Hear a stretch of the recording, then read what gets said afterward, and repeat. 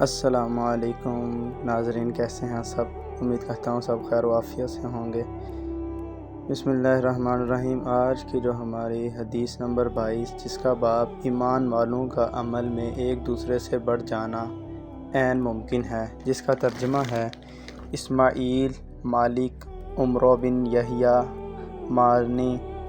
مازنی ابو سعید خدری رضی اللہ تعالی عنہ نبی کریم خاتم النبیین صلی اللہ علیہ وسلم سے روایت کرتے ہیں کہ آپ نے فرمایا، جب جنت والے جنت میں اور دوزخ والے دوزخ میں داخل ہو جائیں گے، اس کے بعد اللہ تعالیٰ فرشتوں سے فرمائے گا کہ جس کے دل میں رائی کے دانے کے برابر بھی ایمان ہو، اس کو دوزخ سے نکال لو۔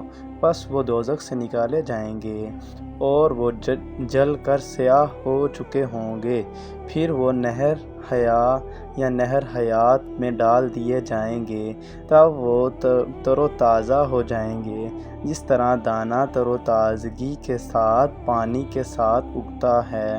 اے شخص، کیا تو نے نہیں دیکھا کہ دانہ کیسا سبز کونپل زردی مائل نکلتا ہے؟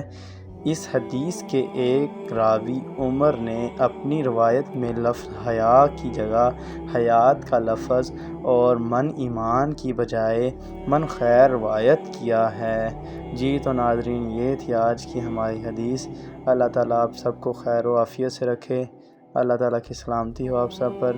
دل کھول کر اس کو لائک کریں، سبسکرائب کریں۔ اللہ حافظ۔